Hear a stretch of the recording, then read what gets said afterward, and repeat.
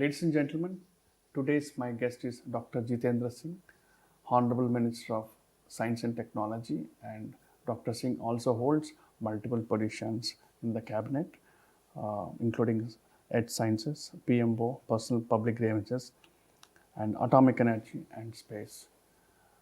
Sir, welcome to the ET government for an exclusive interview Thank you. Thank you for your coinciding kind introduction. coinciding with the Azadi Ki Amrit Mahotsav and Atmanirbhar Bharat initiatives under your leadership.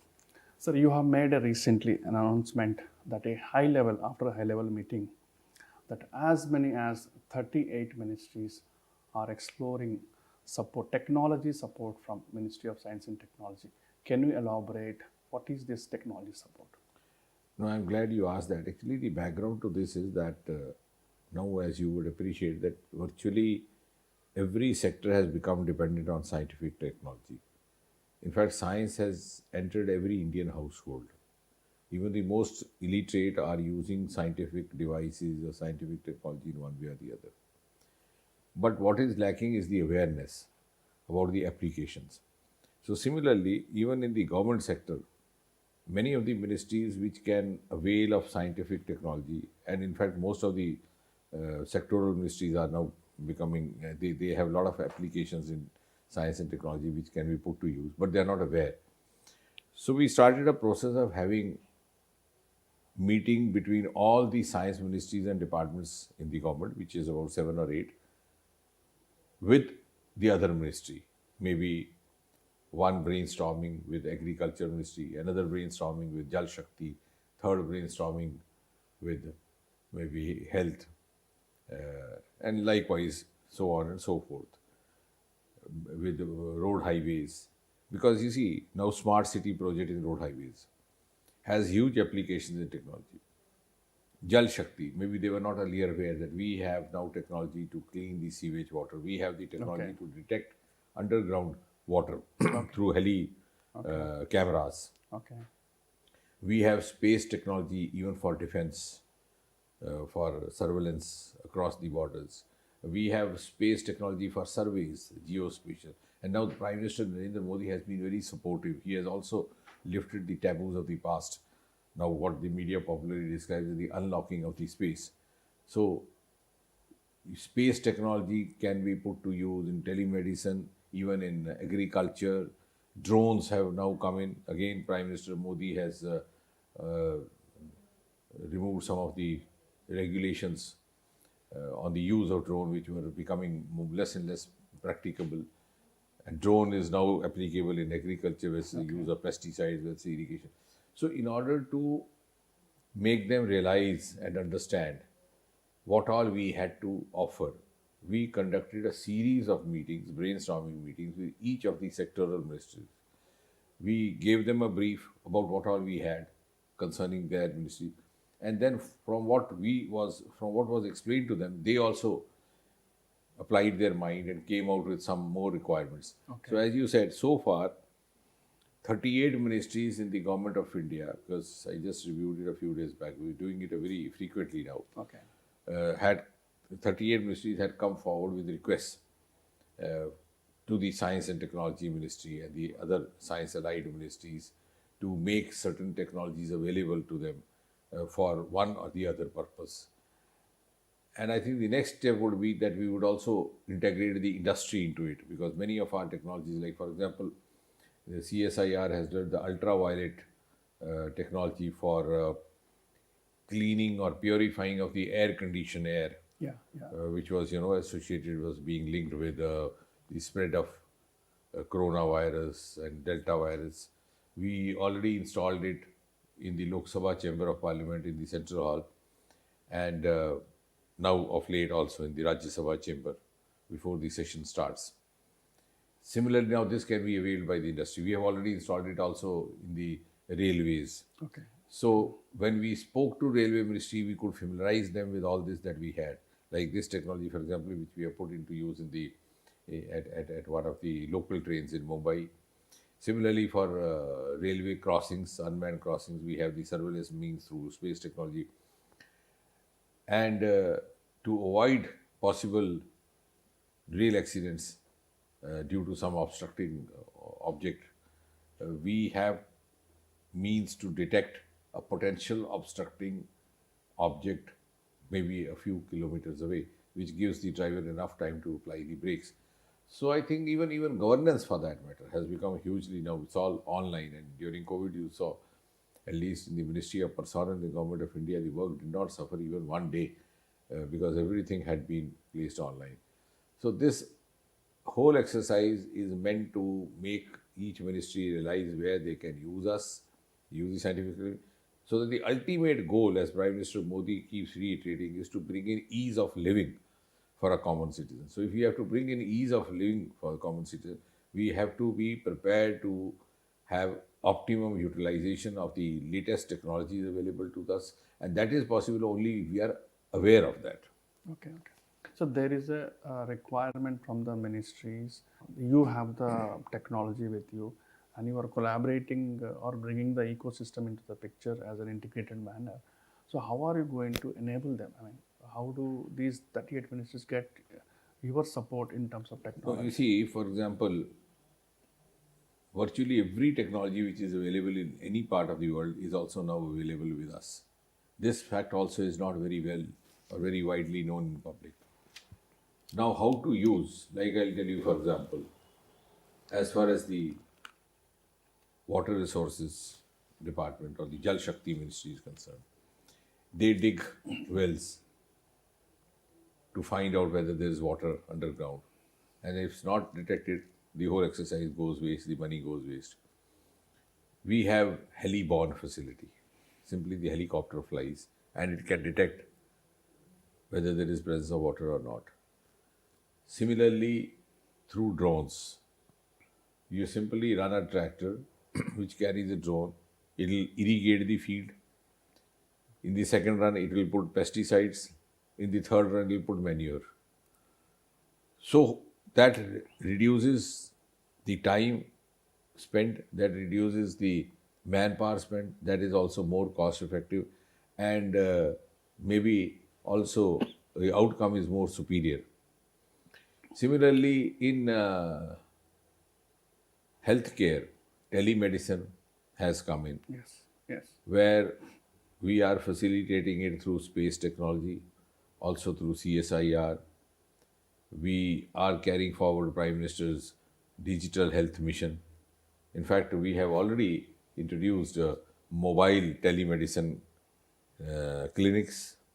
One of them is operating currently in my own constituency, Okay. moving from one village to other, attending patients who had never seen a doctor in their life, the far-flung area. Similarly, Northeast, we launched the first ever eye lab.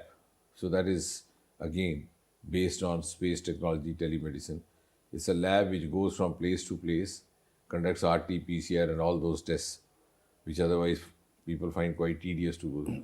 So I think we have a role to play in every sector because the human interface is also on the decline, and the artificial intelligence in itself has come in a big way. Okay.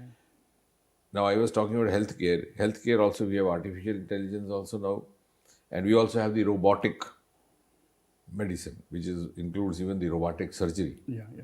So earlier on, you had to refer a patient to a certain center where he could avail of the specialized surgeon offering that kind of a treatment or operative surgery.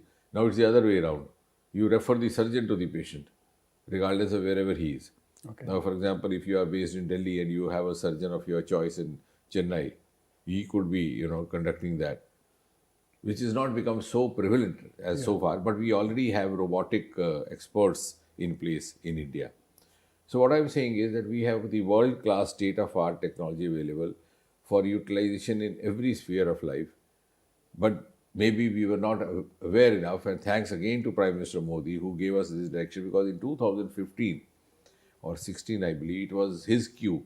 He asked us to hold a meeting of the space scientists individually with each of the ministries. Okay, okay. So there was 2-3 days brainstorming here at Vigyan Bhavan. Okay. And each of the ministries was made to realize that space technology, now for example, even in disaster, in floods, in flash rainfalls, earlier on there would be a flood and you would not know where the road has got washed out or where the depredation has occurred. Now you could detect it even through the means of space technology. So I think it was Prime Minister who gave us the lead, and then we picked it up. We picked up the queue. So you have mentioned two pilots that one is in your one constituency, another is in Northeast. These two, do you see that these two have a potential for replication in other cities as well? Certainly they are. They are meant for application. Or like for example, this doctor on wheels is a concept which was introduced, which is possibly the first of its kind in Doda district, which is one of the remotest districts in Jammu and Kashmir, with a hilly terrain, difficult topography. Some of the villages don't have a health center at all. So this mobile telemedicine facility, it moved around in the district for 3 months. It covered scores of villages, more than 60 villages. And every day it was seeing large number of patients.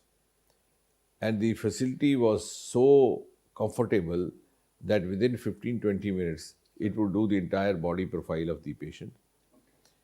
In the next 10 minutes, the reports would be available. And then they have tied up with 4 hospitals, for example, one in Hyderabad, one in Bangalore, one in Ahmedabad, one in Surat. And they would connect you to the concerned specialist. And within about 50 minutes or so, the patient would be through. Now, if the same facility is to be availed in a corporate hospital in a big city, it will involve the requirement of getting an appointment, etc., etc. And I think the total amount to be spent will go into thousands, maybe 30,000, 40,000. This, of course, facility to begin with, we have provided free of cost through voluntary funding.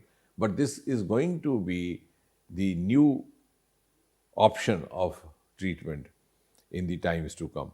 And again, COVID actually prompted us to expedite this process.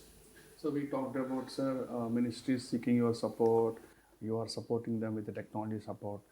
I just want to know, are you open to similar technology support to the state governments and union territories if they come forward to you? No, I'm glad you asked a very pertinent question. We've already started that. But what we need to do is institutionalize it.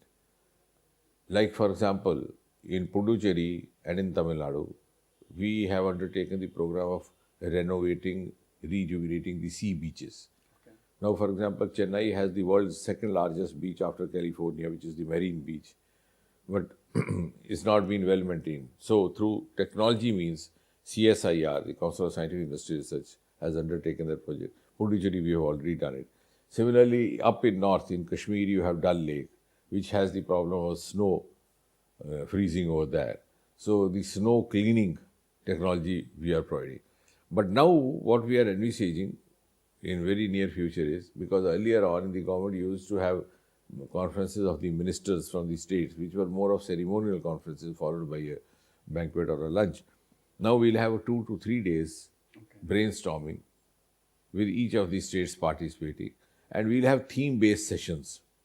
Like, for example, if it is Tamil Nadu, the problem is related to ocean cleaning, also the ocean assets, because we have started deep sea mission.